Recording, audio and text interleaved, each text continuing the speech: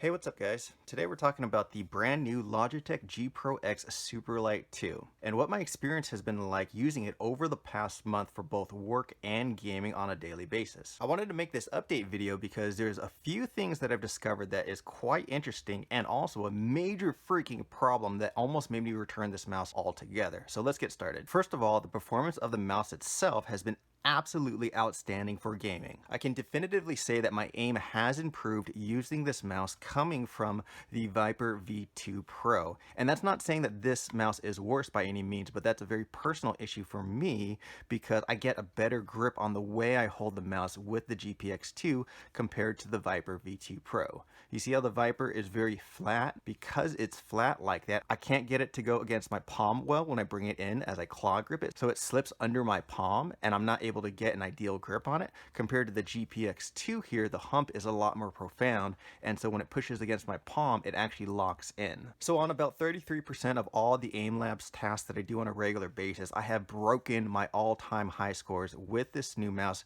mainly because of the shape. So once again, I really do not want to dissuade anybody saying that the Viper V2 Pro is a bad mouse. This is an excellent mouse, but just because of the shape itself, it works better for me personally. So using this mouse for work and gaming has been an absolute dream, and it's great that my stats in game in Warzone, which is my main game, are actually improving as well too. So a few things that I've changed that you might have already noticed is that there is grip all over this mouse. So the stock coating isn't necessarily bad, but my hands do get sweaty. So because of that, I wanted to add additional grip. So this is actually the Pulsar Supergrips, and I actually unfortunately can't recommend this product. Not because it doesn't provide a better grip than the stock coating, but because it's inconsistent. These grips are grippy, but the thing is, they also have this additional coating of stickiness that comes when you first get the grips.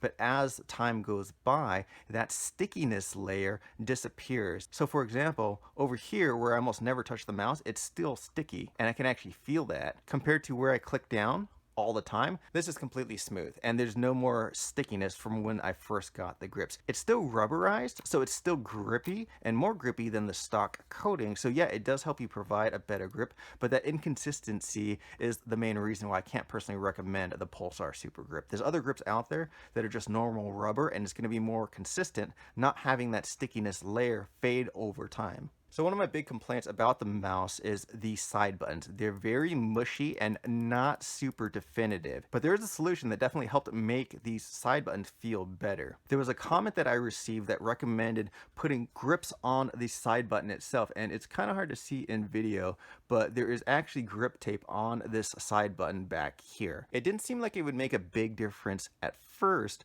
but then I tried it and holy crap, this definitely makes it feel better. I didn't put it on the front one because the way I hold the mouse, I never use the front side button to begin with, but putting it on the back side button where I do press it, I can actually feel the extra grip there, and it's a lot easier and a lot more definitive to press. So a big thanks to the person that made that comment. That really made a difference and helped improve the experience of the side buttons by a great deal. All right, so the other big concern that I know the internet had was that the mouse clicks might be too tough to press. For me personally, on this specific model, maybe I got a lucky batch, the mouse clicks were never difficult or hard, in my opinion, to press. They were equal to the Viper V2 Pro's click in terms of tension and pressing down. But the thing that I'm really glad to be able to report is that now, over a month of daily heavy use, they're even softer and easier to press and have definitely broken a considerable amount. These clicks are just fantastic and some of the best, if not the best clicks I've ever gotten on a mouse out of the box. There's very, very little pre-travel that you see there, and then the click, and then no post travel. Absolutely no post travel. It's so freaking snappy. It is just a joy and a pleasure to use. You can spam it very, very easily, and it's so definitive. That's what I love about it. It's snappy and definitive. Now moving on to a more minor detail, but something that I really enjoy is the on-off switch. This is very convenient that you just switch on and off. Compared to the Viper V2 Pros, you have to press and hold. But the thing that I've come to realize is that this is almost completely unnecessary to begin with.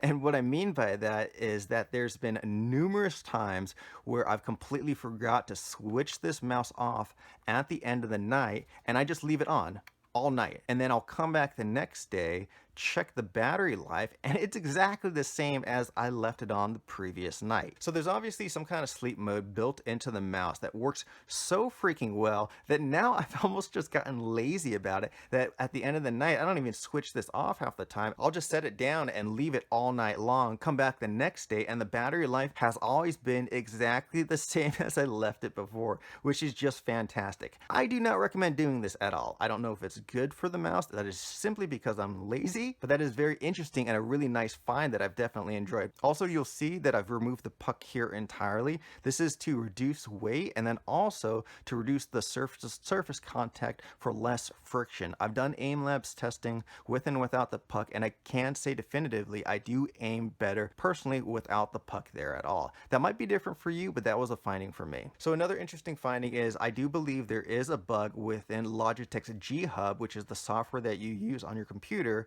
to operate this mouse. I've read and talked to numerous people that have gotten the bug where when you charge the mouse to 100% and then turn it off and then come back the next day and plug it in, the battery will read at about 61 to 62% specifically. And then we'll go and use the mouse like normal, turn off the mouse for that night, and then come back the next day, and then the mouse will read at about, let's say, 95 or 92% or whatever what would correlate to how we actually used the mouse the previous day. And so everybody that I've talked to has said the same thing, that the battery life always returns to the actual battery life of what it should be. So it really appears to be not an issue with the physical battery, which is a good thing, but appears to be some kind of glitch or bug within Logitech software itself. So this bug has appeared, I would say, about 3 or 4 times, especially when I first got the mouse. But about a week or so ago, there was an update on the software, and since then, the last few times that I fully charged the mouse, I have not seen that bug return. So I'm not too sure if that update might have fixed it, but overall this is kind of a non-issue. But I really wanted to mention it because when I first saw it, I kind of freaked out and I was concerned that the battery itself might be dead or dying. But I really don't think, especially after talking to other people online, that it is an issue with the battery. I really think it is something with the software. So just a heads up if you do guys run into that. So the next thing I want to talk about is the mouse skates. I've always read online that the stock mouse skates for the GPX and the GPX2 are either so-so, okay, or just complete garbage. So I'm going to put that to the test. I have core pads on the way that should be coming soon, and I'm hoping to do some testing to determine whether these stock skates are worth keeping or maybe they need to be replaced. So if you're curious to the answer to that like I am, look for a video on that in the coming weeks once those skates come in. Alright, so moving on to the bad stuff, the software used to work with this mouse is just a complete nightmare. I usually don't change settings too often, and when I do, it's usually just the DPI, but changing the DPI and then saving it to the onboard memory, which is super important, is just not easy and not intuitive. Now, I made a full video on the best settings for this mouse because it was complicated for even me, and it took me a few days before I could even start using 2000 Hertz properly with the onboard memory until I figured it out. So check out that video if you have any questions. Okay, and so the last thing that we're going to talk about, and the reason why I almost returned this mouse, and honestly I might still, is the mouse wheel itself. I've talked about it before, but the mouse wheel to scroll up and down takes little to no tension at all. It is so easy to scroll this mouse wheel up and down. And so this has become even more of an issue because it's definitely broken in, and it's even softer than I remember, that now it's activating on its own. This has happened to me twice, and the first time I thought it was a fluke, and the second time I was like, if it happens the third time, I'm gonna return it. That was about a week and a half ago, and it's just been super frustrating. And so for me, when I play Warzone or Call of Duty, I have my grenades on my mouse wheel here, and so I know that there's an issue with the mouse wheel because this is the only keybind I have for when I need to throw a grenade. So what has happened twice now is when I go to swipe the mouse quickly, the grenade has activated itself twice. I know I didn't activate it because I was actively shooting, where you can see it's completely impossible for me to activate the mouse wheel with my hand in this position. All the other issues that I have with the mouse of the mushy side buttons and the bad software, you know, that stuff is not ideal, but it's something that I can live with. But this mouse wheel is such an oversight, I can't imagine how this got past their QC altogether. This needs to be revised and needs to be improved on for future versions of this mouse.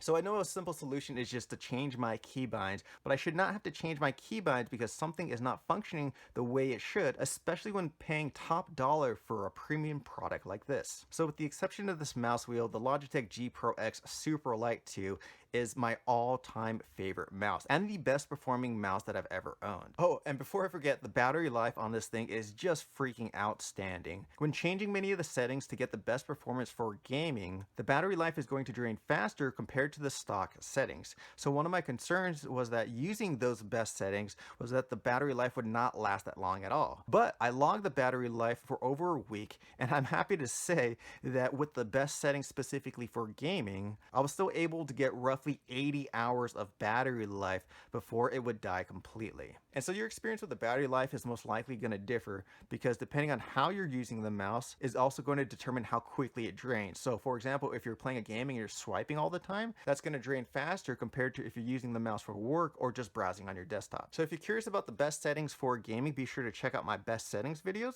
so that way you can get the maximum performance out of the mouse. So in the end, be very, very aware of the mouse wheel. I'm really hoping maybe this is just my batch, that mine is super easy, even though I've read other people saying similar things online. But if you're aware of that, this mouse is absolutely worth the money. I am so happy with the performance of this mouse. I'm happy with my aim and aim labs, and the performance in game has simply been a dream. So because I'm still a very small channel, I'm able to answer all of the comments. So if you guys have any questions, feel free to ask and I'll definitely get back to you. But otherwise, I hope this helps, guys, and thanks for watching. I really appreciate it.